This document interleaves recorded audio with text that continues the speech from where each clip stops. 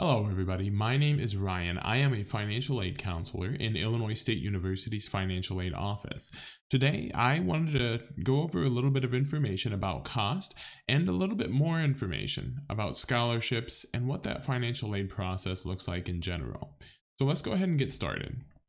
When you're starting at a college or university, you really are investing in your future, and that's why we want to talk a little bit about the cost of attendance first. Now, again, this is going to be specifically for ISU, but on our financial aid website, we do provide some cost of attendance information. Our website is just FinancialAid.Illinois State.edu, and when you click on the Paying for College tab, it'll take you to some cost of attendance information. Now, the information that we have here is for this specific academic year.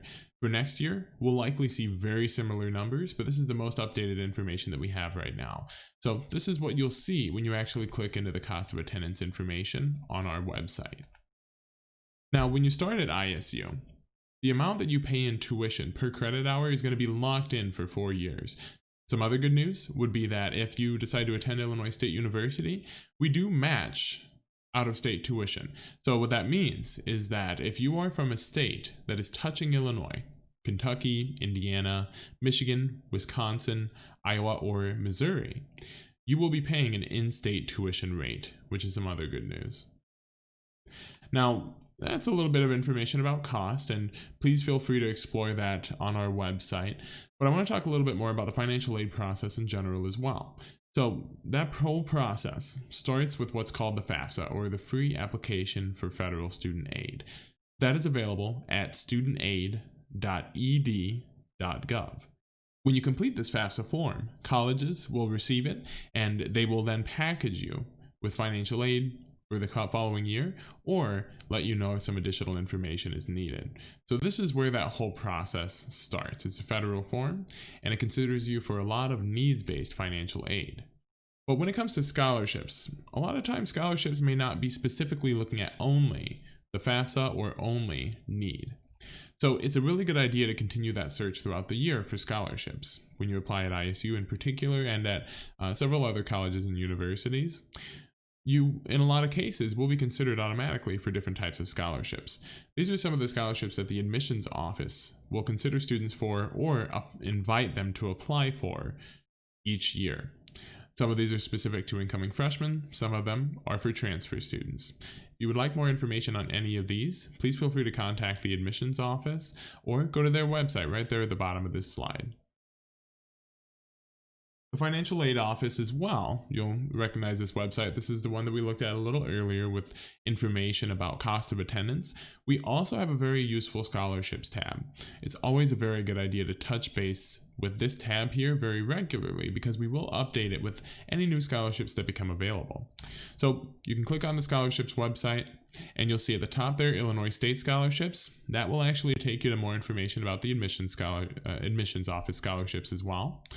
Off-campus scholarships will offer a lot of information and options or categories to take a look at. For, of course, off-campus scholarships, we'll also link to some outside search engines that are trusted by the university to help with that search as well. And then finally, there's another option called Scholarship Finder, which functions very much like a Google search in that you put keywords in there, and it will pull up any scholarship opportunities that have those keywords attached to them. Departmental scholarships are another source of scholarships that you really want to take a look at. With many of you going to be entering into a teaching program, this is going to be very relevant for you as well. So when you enter into the program, please don't hesitate and always touch base with your academic department about any opportunities available through them that you may be able to apply for. These opportunities, amounts of scholarship, and deadlines are going to look very different depending on the department or college that you're in. And it's always a good idea to visit their website or even just contact them directly via email or phone to ask about any opportunities that they have. Finally, like I mentioned earlier, we do link out to some third-party scholarship search engines through our website, but that's not where you should stop. You should really continue a scholarship search throughout the entire year, starting with your high school guidance office and your local community about any maybe local opportunities that you may be able to take advantage of. Talk with your parents' employer about any scholarship opportunities available through them as well. Now, in using these scholarship search engines and lists, please make sure to keep track of these opportunities. These deadlines are going to look very different depending on the scholarship. Make sure you're keeping an eye on those application requirements. And if you have any questions, the best source of information is always going to be the actual donor of that scholarship, whoever is offering it. Now, finally, what I'd like to do is I'd like to get a little bit more in depth about some scholarship opportunities or program opportunities that are going to be very relevant to you entering into a teaching program. The first one that I want to talk about is the Illinois Special Education Teacher Tuition Waiver, or SETTW. This is a program from the state of Illinois that offers full tuition and mandatory fees for a maximum of 4 calendar years. So that's going to be a whole year, fall, spring, and summer semester.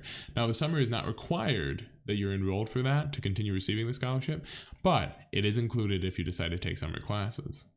You must be continuously enrolled to continue receiving this scholarship as well. That includes each fall and spring for those 4 calendar years. Now, with each of these programs we're going to talk about here, each one will require you to fulfill a teaching obligation. So for SETTW in particular here, you have to teach full-time as a special education teacher in Illinois for 2 years. And if you don't complete that obligation, this program does turn into a loan. So the way that you would apply for the scholarship is through ISAC, or the Illinois Student Assistance Commission. And that deadline is typically March 1st. That's when we usually see them close that application. Well, not necessarily close the application, but run out of funding for the application. And if you're awarded that scholarship for 1 year, you do not have to apply for it again. That's really nice. If you're not awarded the scholarship for one particular year, that next year, you can turn right around and apply for it again. So continue applying for it if you don't receive it the first year. Finally, this is something that cannot be received at the same time as the Minority Teachers of Illinois Scholarship, which we'll talk about on the next slide. The Minority Teachers of Illinois Scholarship Program is another program through the state of Illinois. You do have to be a minority, as stated in the program rules itself there, and you do also have to be enrolled at least half-time, which is 6 credit hours. You can receive up to $5,000 per year for a maximum full-time equivalent of 4 academic years. So very similar to the SETTW in that you can receive it for up to 4 academic years, but this is only for fall and spring. It's not something that can be processed for the summer. This one does also have a teaching requirement where you would be required to teach full-time at a qualifying Illinois school for 1 year per year of the scholarship received. So if you receive the scholarship for 4 years, you would then have to teach for 4 years at a qualifying Illinois school to make sure that it does not turn into a loan. If you don't meet that obligation, it does of course turn into a loan. The application for this scholarship is also through ISAC, the Illinois Student Assistance Commission, and the deadline looks very much the same as the SETTW, so March 1st. Funding is very limited for this, so please make sure you apply early.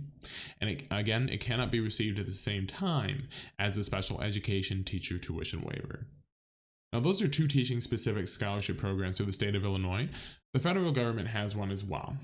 The Federal Teach Grant does require you as well to agree to complete 4 years of qualifying teaching as a condition for getting the grant. So very, very similar to the previous 2. And if you don't complete that obligation, again, it does turn into a loan. This particular grant is something that you would apply for through the financial aid office at Illinois State University. So if you're at ISU and you're interested in receiving the Teach Grant, you would apply for it through us. That application becomes available on our website each year. And this particular grant is something that can be received at the same time as the previous 2. So you can have both SETTW and the Teach Grant, or the MTI, Minority Teachers of Illinois Scholarship, and the Federal Teach Grant. This is our financial aid timeline, and this is a really helpful piece of information that kind of puts everything into perspective. Like I mentioned, first thing you should definitely be doing is completing the FAFSA. That's available right now. For those of you who would be starting next fall, complete that FAFSA as soon as possible. ISU's priority filing deadline is November 15th. Make sure you complete any additional requests for information. We'll send requests for information out usually about mid-November. We will then send award letters to incoming freshmen in very early March, usually March 1st. After that, you have 2 months, you have a lot of time, about 2 months, to make that decision about where you want to be attending, determining what those out-of-pocket costs are going to look like, and how you're going to supplement those if you need to. May 1st is that decision deadline where you want to be making that decision of where you're going to be attending by May 1st. Orientation occurs at ISU over the summer in June, and then that billing cycle begins in July. Make sure that you are checking your school's online student portal. It's very important that you check that regularly, because that's the way a lot of communication will be coming to you in regards to your bill, financial aid, class scheduling, and other program requirements. That is everything I have for you all today. Thank you so much for sitting with me and listening and getting some information.